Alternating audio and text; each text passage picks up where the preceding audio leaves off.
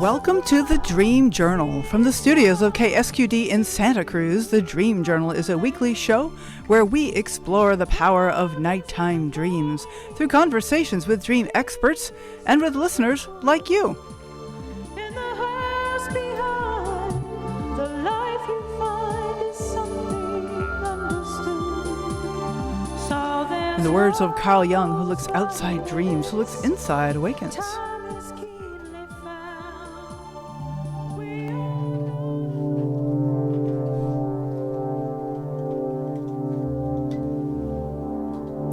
Today's music is called Theophany.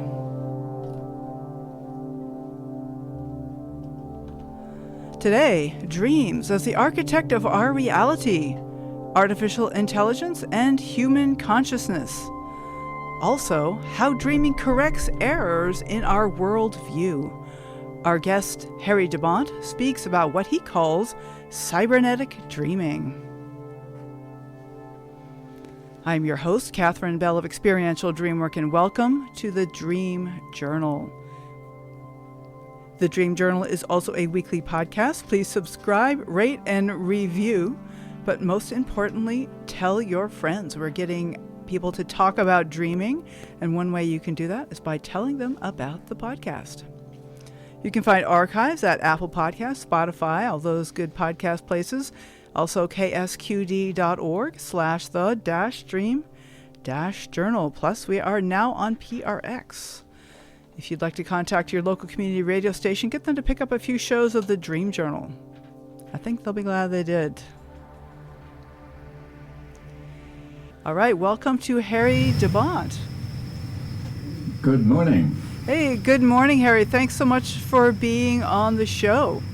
Yes, thank you for having me. With a background in both electrical engineering and psychology, Harry de Bont's approach to dreams lies at the nexus of technology and psychology, what he calls the cybernetic perspective on dreams.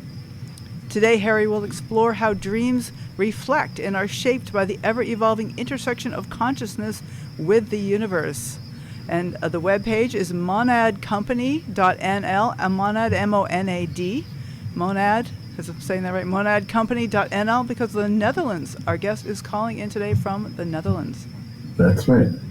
So good to have you on the show, Harry. Yes. So you are the local host, which means you're doing a lot of work for the upcoming IASD conference, and Yes. and you sent me a whole list of topics, and I instead went to your talk that you're going to be giving there, because we'll definitely hit on a bunch of the topics that you sent along. But I was really intrigued by the title of your talk, which I think would be a great place to start. Dreams as the architect of our reality. Yes. And subtitle, Harnessing the Anthropic Universe. So I have questions. Sure, go ahead. So we're talking about like how dreams shape reality. Dreams as the architect of our reality. And maybe we need to start about what is our reality? What is the brain? How do we perceive reality? And then how do dreams play a role in that? Yes, I think we start to explore our world when we're just little babies, and looking at our toes and our fingers, how they move, and that's the first exploration of our world, and it never stops, right? Right. The exploration of our world never stops, and every exploration is different as well from any other, right? So your experiences are not mine. So I create my own reality by my own experiences that I've had. The teachings that I've received, the wisdom from my parents that I've, carried along, and so that's really my reality. It's not yours. Very true. And we have what we learned from the other humans in our world, but also, just like you say, our fingers and our toes and bumping into the wall and the neighbor's dog. There's so many things that we learn along the way that are totally unique to each individual. That's right. When I think of my grandma, I think of a coffee grinding machine that was on the wall, and I smell the coffee still. But you might have a totally different memory there. So a grandma for me is not your grandma. Right. Very true. Yeah. So yeah, I think we create our reality by experiences, but also more important, I think, by beliefs that we build up later on in life, convictions about how things really are, and we sort of get stuck in those bubbles of beliefs. And I think dreams play a big role in creating that reality. Overnight, we're mending our world models all the time. Because of course we might have a certain belief about the world, but then that belief can change. Like the belief that things always go wrong for me. That can be something that we learn early, right. but then we change those beliefs as we go, hopefully. And you're saying that dreams have a lot to do with updating our beliefs, correcting the errors. Yes, that's right. Yeah, I believe that we won't change our beliefs or world model until we bump our heads against something that doesn't work. So I believe there's a big connection with elevated emotions during the day and dreams as well.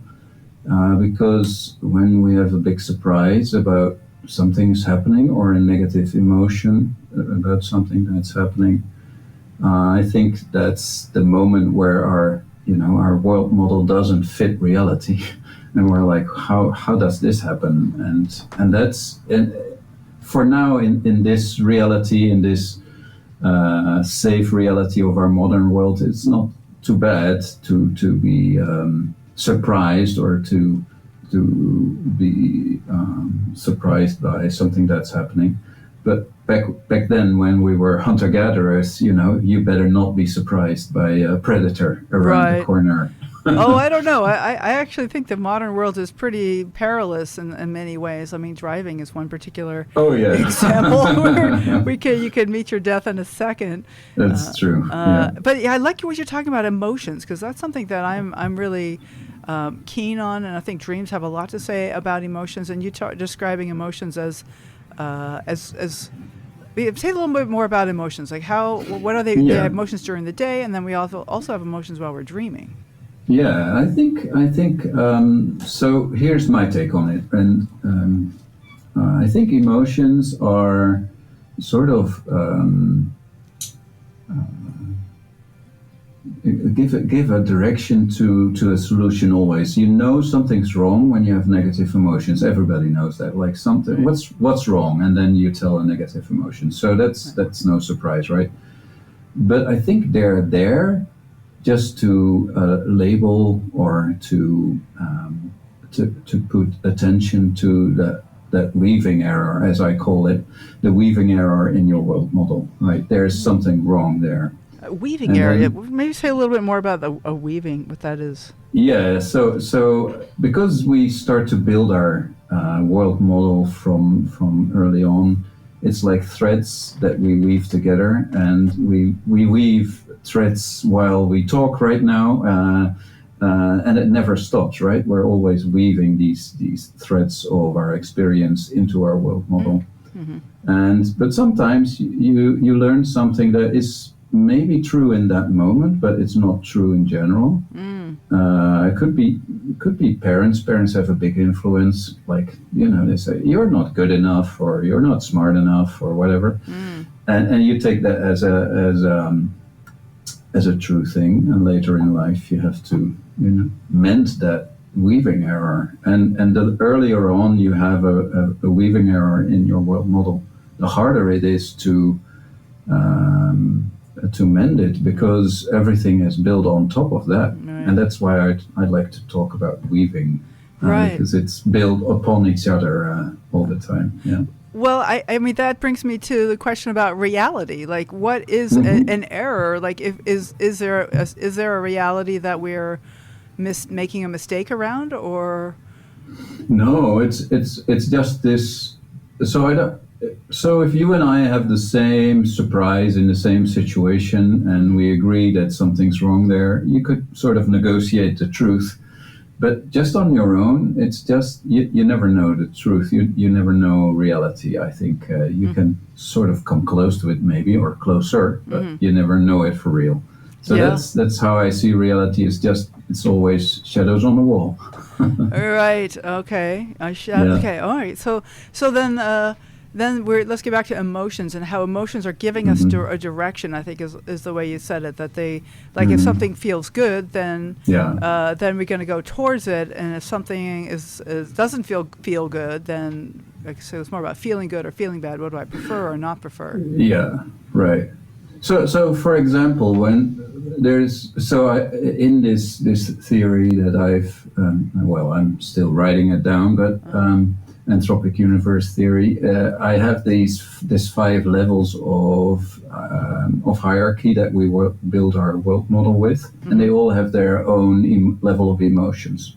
And one of them is on the level of goals, where we get irritated and frustrated and angry, and that actually, so that emotion means somebody is somebody is in the way of my goals, and that's all. So if you're frustrated or irritated while driving, you know that you sort of feel like I'm not paying attention enough to my own goals. I'm wasting my time here. Oh gosh. Something like that. Yeah. Absolutely. I spent like 10 minutes yesterday looking for a credit card, and then where did I put my purse down? And it's like it should have been like instantly. I should have found it immediately, but it was minutes for me looking. It's very frustrating. And it's certainly a theme for me in my dreams. Dreams of frustration are very common for me. For most people.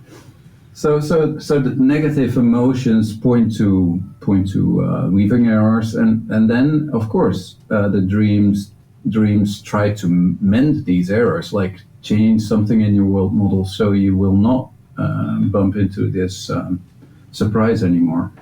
And that's where positive emotions come around the corner, because something that you learn to manage just shortly before, and that works out, gives you a positive emotion, and it's sort of an end to a process of growth. And you'll never have the positive emotion about something similar every day, right? It's always something new that you're very positive about.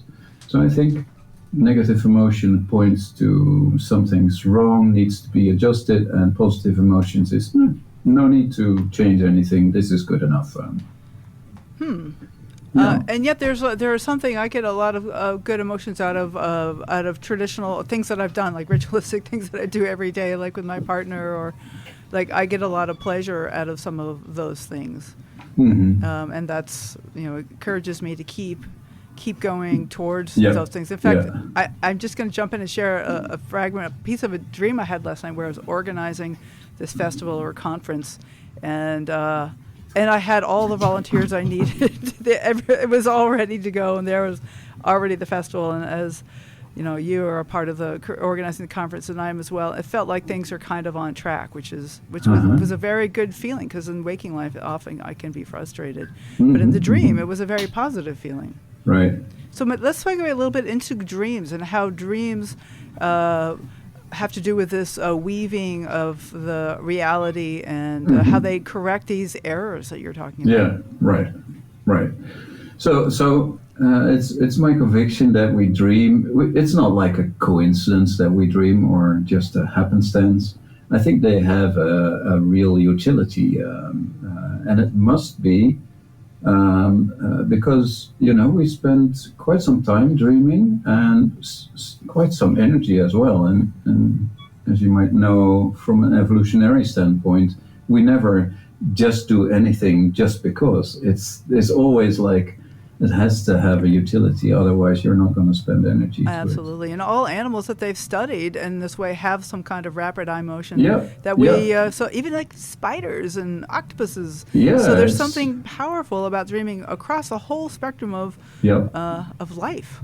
Right. So there's something very utilitarian there, very helpful. Otherwise, it wouldn't very. And I think it's it didn't start that way. Probably like we didn't start dreaming right away in becoming human. But you mean like amoebas, maybe not. Like amoebas, but we had like a rest periods because there was no sunlight, and slowly you're inactive, so you shift processes that you could suspend for a couple hours to the night, and then in the more complex animals like humans, we start to do cognitive and emotional work as well, and I think that's what dreaming is. And it is like, okay, I experienced something, and I need to do something with that because I need to not let negative stuff happen again, because that could cost me my life, right?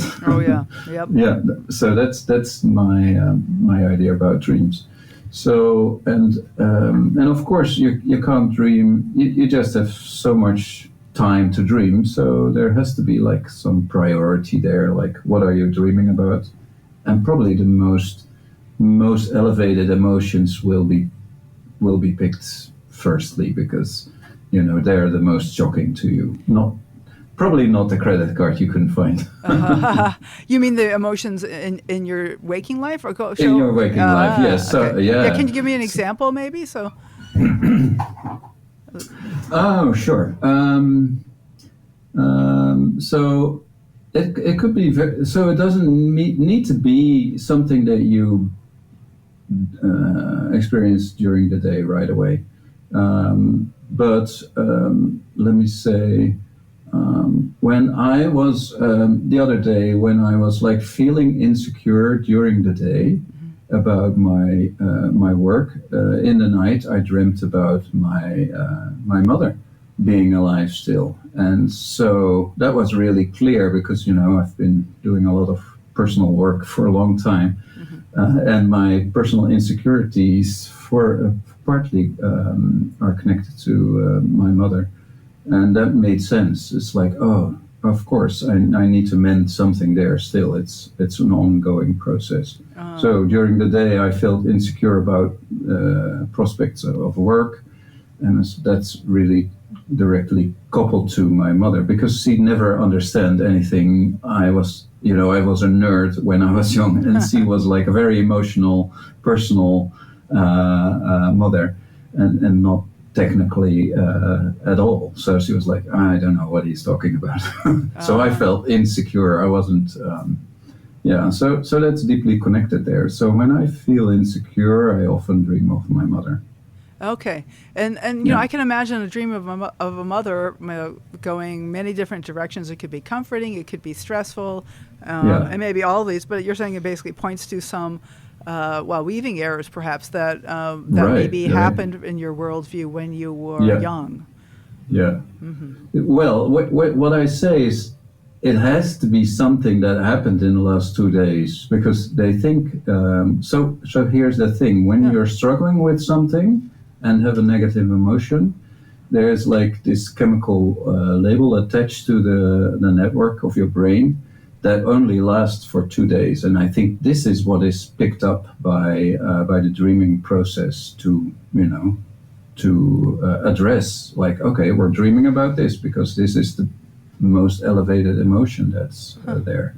And it could be something simple that you do during the day, but it could, have the roots in your childhood upbringing. So you could dream about something that's been a long time ago, but triggered by something that happened yesterday. I see. So that kind of weaves together the past and the present. Yes, it does. Okay. Yes, not only the past and the present, but also, for sure, our evolutionary history as well. So we might also feel something there, because, what is also a weaving error is that we're living in a different world than our ancestor hunter-gatherers, who were not living in a modern world like us, talking over miles via the internet. So what the instincts that we have from them do not match our world right now. So it might go back a long time, not just our personal experience. And also the collective unconscious, like Jung says, comes to bear there. Yeah, say a little bit more about that. The collective unconscious. Maybe just say a little bit about what that is and how the dreams work with that. Yeah, I believe that wisdom from the past, like this, works really well is sort of transferred from one generation to another, and these have become sort of building blocks of the human experience, and Jung calls them archetypes. So they could be things that work well, or building blocks of the world model. This is how the world works, like the mother archetype or the warrior archetype or whatever. And I think that is not just a coincidence. That is because that's very convenient to know how these things work, and when they're ingrained in your architecture of your brain, like you sort of intuit them right away when you first come in contact with them. That is a very convenient thing to have, and I think that's the collective unconsciousness is this inbuilt wisdom from way back. Oh, I'm kind of joking, but I'm also kind of not. I wonder if this is how monarchs know how to do their migration. They do over generations. Like they go, from North America all the way to South America over several generations, and yet they know which way they're going, north or south, and they know exactly the right place to go to, even though they have never been there, but it was generations ago. That's right. Yeah, isn't that amazing? Could and it be I think dreaming, butterfly dreaming, huh? Yeah, cool. So there's something there. Like I recently was reading about finches who have very complex language. They actually have learned language, and that they have shown evidence that these finches are dreaming about making these songs at the times that they're learning at certain ages, and so that this is one way that they learn. So you can learn from waking life, but you also maybe can bring things up from the collective unconscious, or similar. Right, or you could uncover it from the unconscious, like it is dormant, right? But when it's needed right now, so that's why I believe in the recency, the triggers that come from recent experiences. Yeah. We're not going to waste energy on something that might be useful in the future. We are spending our energy and time while growing or changing our brain on stuff that's needed right now. Right now, right. Yeah. Okay, so it's about the present, but then we are still affected by the past as well. We're that's why I like the term weaves, because we're a tapestry of the past. Right. Okay. Yeah. So we need to take a short break, and I want to thank you so much for being on the show, Harry. We have much more to talk about. This is Harry de Bont from the Netherlands, and we are talking about so many different things.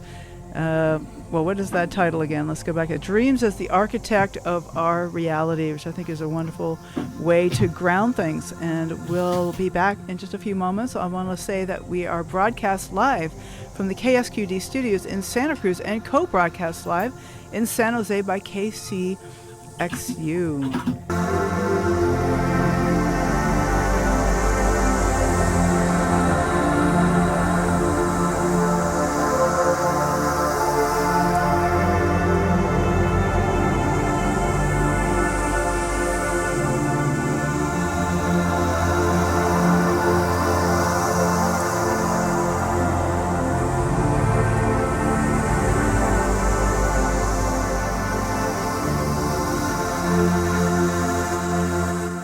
Welcome back to the Dream Journal. My name is Katherine Bell, and we are here with Harry de Bont from the Netherlands, and we are talking about consciousness and reality and error correction, and how dreams help us correct our world view.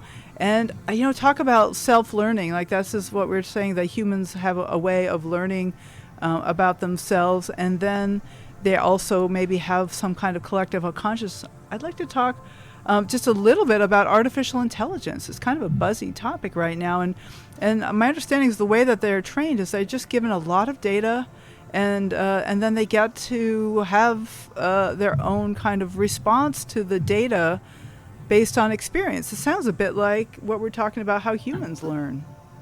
That's right. Mm-hmm.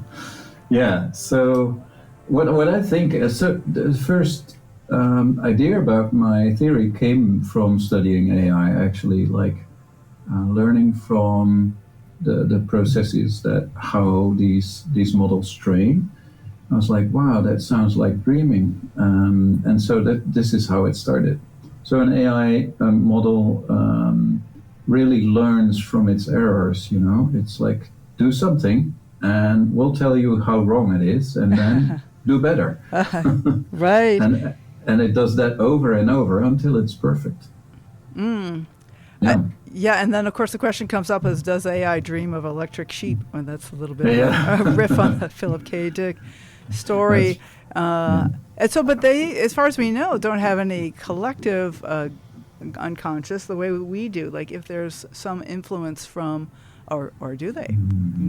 I think they might. I mean, you see, let's have look at OpenAI's ChatGPT. It's trained on the collective knowledge of all of us. So in that, you know, is everything that we know. And they might infer all these biases that we have from that. So they might. I'm not sure. Apparently, that's one of the problems with AI is that AI is just as biased as humans are and just as prone to lying, apparently. Because it's mother and father. For good or for ill, we have spawned it. Now, I wonder if you have anything to say about like AI dream interpreters, like, because one of the questions is like, what is, like, if for even any kind of dream interpretation, like a dream happens and you wonder what in the last few days did that triggered that, and how is that connected to my deep past, and do you have like recommendations about working with AI with around dream interpretation or other kinds of ways of using AI? Yes, definitely. I'm currently working together with two colleagues in researching the practicality and utility of AI in dream research, and so that's it. I think it's very promising. In a way, it's able to reflect back. It's, you know, ChatGPT has learned to think symbolically, and this is, you know, dreams is all about that, right? So it's very fluent in thinking symbolically, but also it's able to visualize your dreams, and that's a very powerful tool as well, because and then suddenly you can share not only the story of your dreams but also how it looked like, and I think that's a really powerful tool as well. So like creating an image from your dream and then giving it to ChatGPT, is that what you're talking about? Yeah, that's what we're doing in the research right now. Yeah. Would you say a little bit more about that? Yeah. So this started a while ago when I provided a workshop for a company that wanted to have an inspiration day for their employees, and the topic they choose was dreaming, and they picked me as their guide in that day. And what I came up with is, why not visualize the dreams with ChatGPT, and that worked perfectly. And I was like so positive about that I posted my experience on Instagram, I think it was, and then a researcher from England reached out if we could work together on that topic. So I'm now part of a research team there. So you create an image, well, using AI, I suppose, to create an image, and then give that image to AI. And then you can share that image with somebody else, or and talk about it. And then we were like, okay, but an image is just an image, and a dream is a story in itself. At least, you know, you have 3 phases in a dream always. So now we work with a dream storyboard, sort of a cartoonish, you know, first, middle section and last section. So we work with 3 images, like how it starts, how it develops, and how it ends. And that's very powerful as well. And not just for sharing, but also for reliving the dream itself, and, you know, realizing others insights that you might have missed consciously. I think that way you can strengthen the effect of dreams, for sure. Mm-hmm.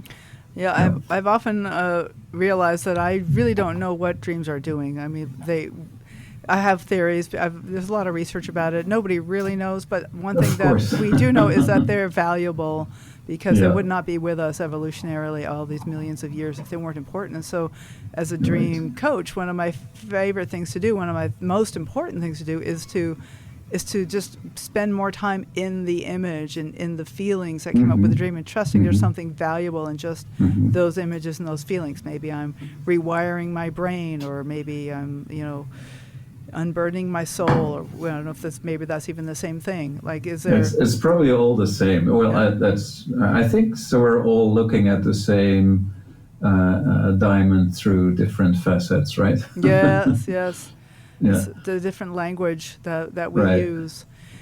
So one thing I wanted to bring up, you mentioned confidence and the idea of fear and courage in humans, and I wanted we should say some more about that, and what is that, and how dreams influence that. Yeah, so we talked earlier about the world model, and I think our world model is not just a picture of the world. It's a very dynamic, active model, and it's at least layered in different layers of hierarchy, and in that world model, we also have like two behaviors, like how do you behave in a situation of danger, and how do you behave in a situation of rest. And my belief is that as we are talking about survival always, when it's from the evolutionary standpoint, it's like, how can I keep myself and my people alive, so survive when there's danger, and be creative, think of something new and something better when you're in a period of rest. So I think response to fear always have a different color than when you're have a response to a restful period, or a courageous feeling. So I think there's two colors to this behavior: is how do we behave when we're sensing fear, or perceiving fear. Actually, it might not even be true. And a lot of weaving errors come from that as well, as I told in the first section, because we respond instinctively to situations because we're hunter-gatherers, and we think behind every bushel there could be a predator. So when your manager at work is very angry at you, you're like suddenly responding instinctively, and you get laser focus on the danger, which has become your manager, and you're suddenly losing the oversight of everything else because you're constantly looking at your manager.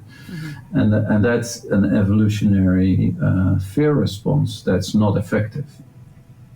And the courage comes around with this feeling of like, this manager is in my way of reaching my goal, is to take responsibility and ownership yourself and do something despite this feeling of your manager is obstructing you.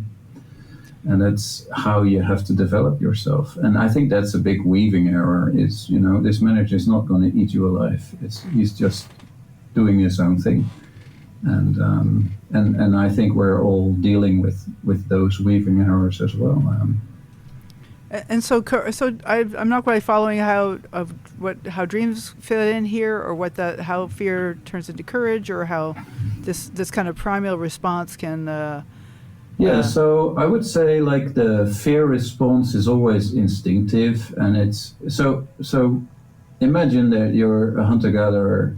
You have to respond really quickly to the danger that's out there, right? So if a predator is there, you have to act instinctively. So that's how our brain is wired as well. if we perceive something of a danger, we respond instinctively, right away and very fast. Before we can think about it, like, is it really true? Is it really dangerous? We already did something, responded already. Right. And that's not effective because it's not a wolf or it's not a bear, it's a manager. You get the weaving error there. And this manager is like, this employee is not cooperative and I don't know what he's doing, but he's acting weird. So he's like doing his thing as well. And then you get tension on the work floor and emotions around that. And you'll be dreaming about that for sure. Right. Well, it's pretty common for bosses to show up in a dream. That's for sure. Definitely. That's why, because, they are seen as, this is the on the level of your goals, and he's an obstacle on the pathway to your own goals. Right. And I think authority figures are common there. Yeah. Okay. Oh, thank you. So we have a question here from Max. Okay, hi. I like the analogies you're using. Are they part of your dreams too when you do them? Do you dream of managers a lot, or bosses a lot, or the weaving errors? Because the weaving errors is the most interesting analogy I've heard you use. It sort of seems very medieval almost, with the early weaving machines and knitting and stuff like that. Mm-hmm. The question is, does this imagery and these analogies show up in your dreams? Some of your personal dreams. Let's get personal. Oh, Jerry. right. That's a good question. Yeah, they do by now.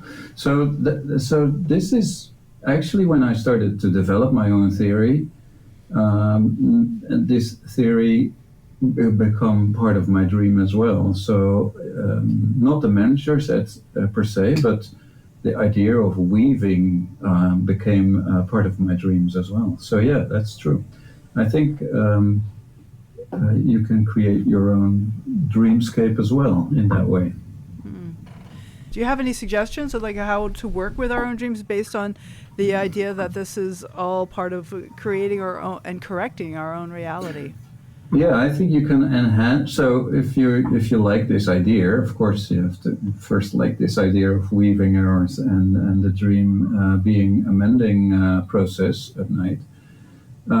So what I do is reflect on the emotional parts of my day before I go to sleep, and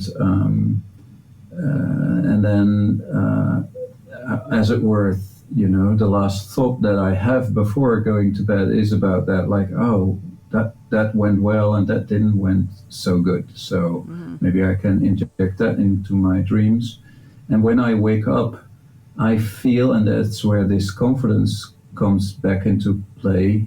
I feel confidence, or I don't feel it. Yes, because mending process doesn't mean there is success every night. It could be a very complicated problem that you're dealing with, and it could take several nights or sometimes months before a weaving error is really mended. And when you wake up without much confidence, that means you still have to be careful, trying to try yourself a lot there. And to try yourself? what I mean is like, okay, let's just do something challenging there. So that's why I always say, take notice of your confidence in the morning, because it tells you something about this mending process. Is it done already or is it not? And being aware and conscious about emotions during the day, reflect on them before bed, and then take notice when waking up, of course, of your dreams and the content of it, but also the level of confidence you feel, because when the process of mending is not done yet, you feel this as confidence is not there yet. You're like, I don't feel like starting the day, or I feel low in energy, or I don't want to do this, or whatever.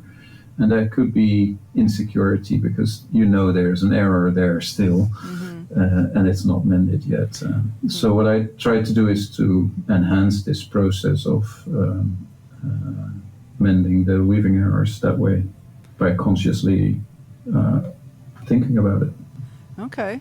I like that idea of bringing in the emotional things that happen during the day before going to bed. I'm often slow to fall asleep, and so I have all these different things to do as I'm waiting to fall asleep. And that sounds like interesting, but I don't want. I want to be careful I don't get myself all head up again, all riled up about whatever it was that was bothering me that day, and yet just think, think kind of abstractly maybe. Well, Catherine, here's the thing. As soon as I developed this theory, my relationship with negative emotions changed because it started to turn into something that points me in the direction of personal growth instead of something I want to discard or get away from. So my relation to negative emotions is like, oh, it's something I can learn there.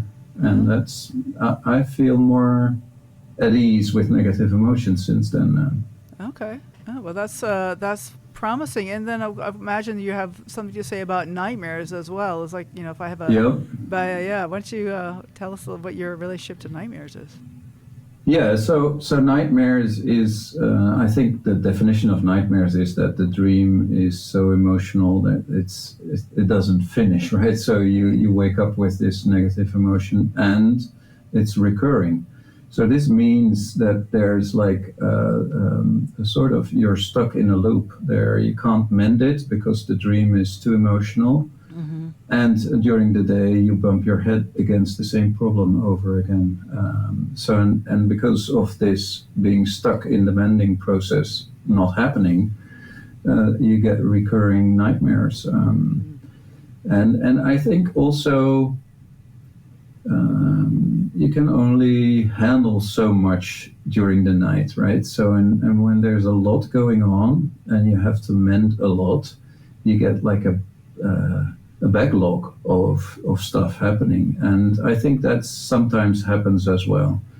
So that means that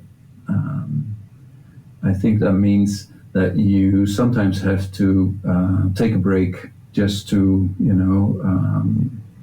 manage all these emotions, and often we don't have the time or the freedom to do that, and that means that our emotional problems get a backlog, and we can't mend our problems, and from something small becomes worse, and that could become a nightmare in the end because it's a big mess and we're not mending anything. And right. I think paying attention to your well-being, taking it slow because you're not feeling confidence there, and taking a break and take time to heal actually is really important. And we don't allow ourselves that, or society doesn't allow us to do that, right? So that's often in the way.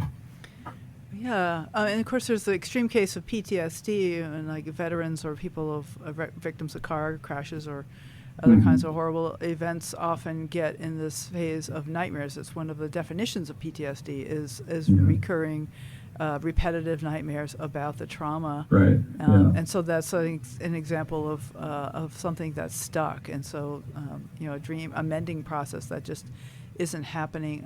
Right. Yeah.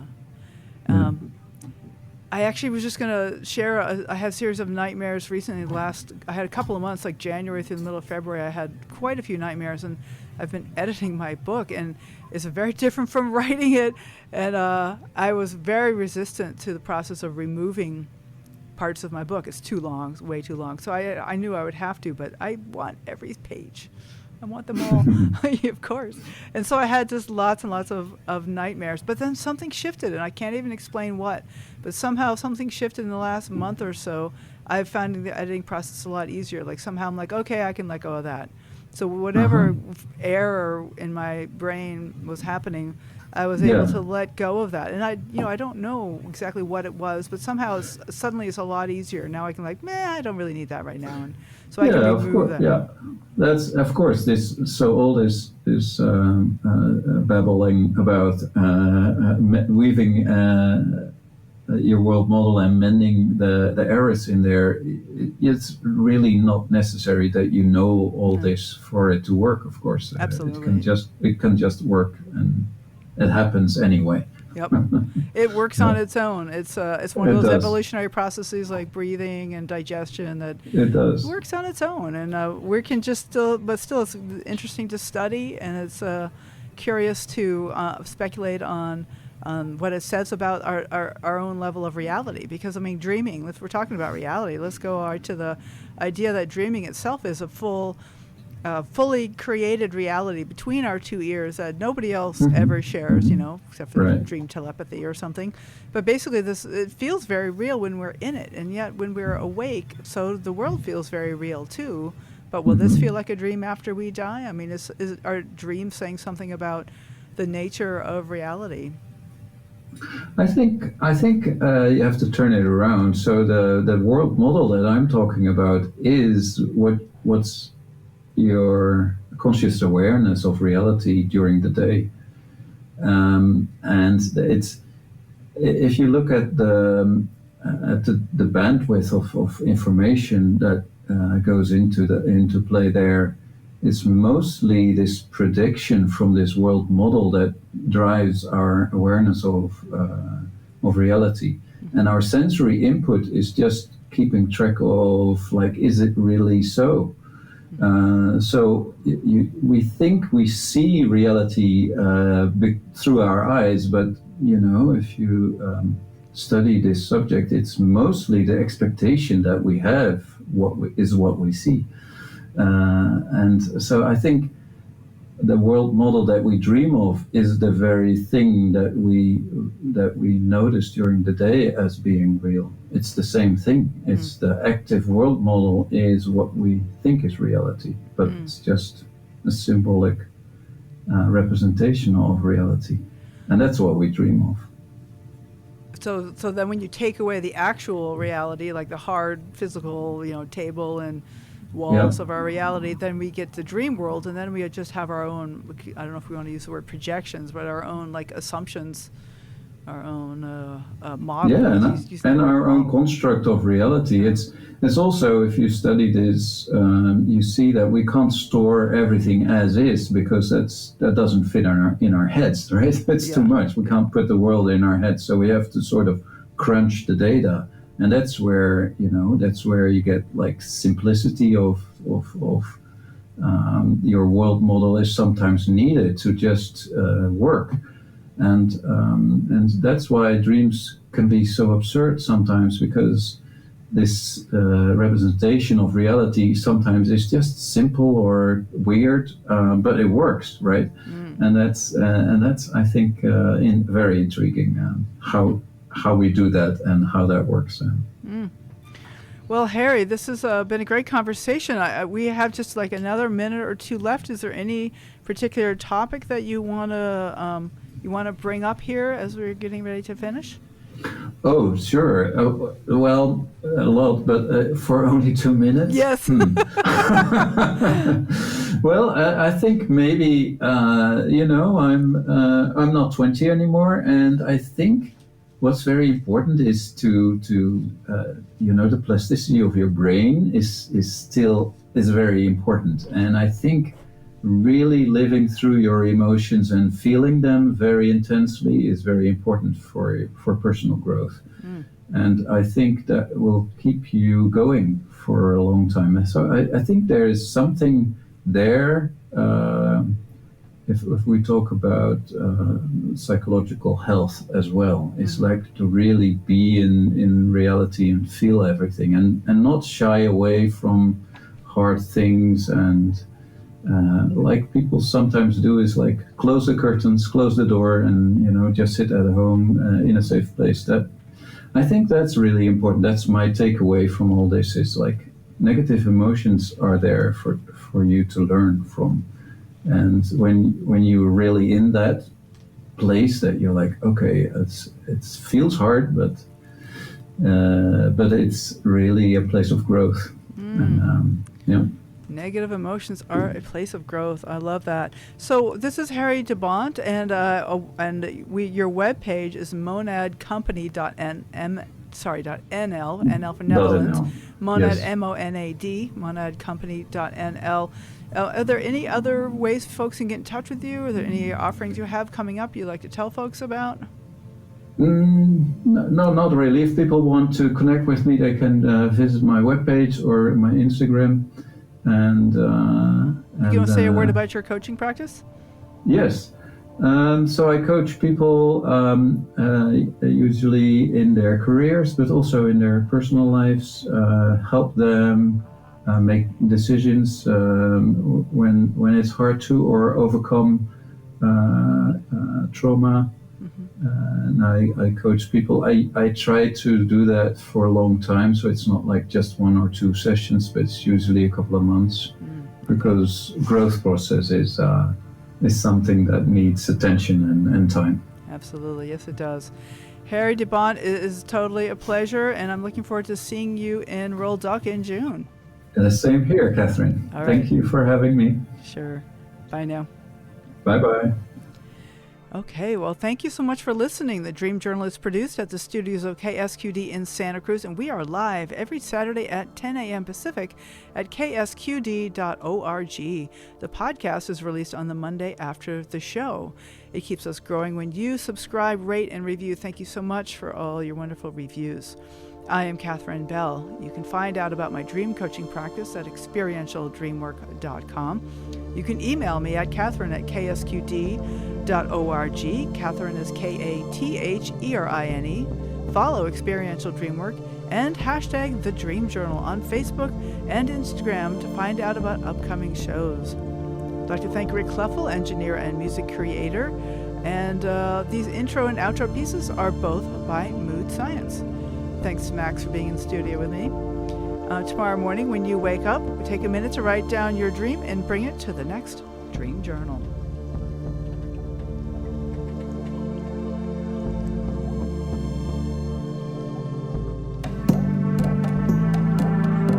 Okay. I had an old thought in the old town, waking up, feeling down, was what I learned in the old school. Is there's no fool like an old fool. Make the most of the moments you've got. Time you spend can never be bought. Make the most of the moments you've got. Time you spend can never be bought.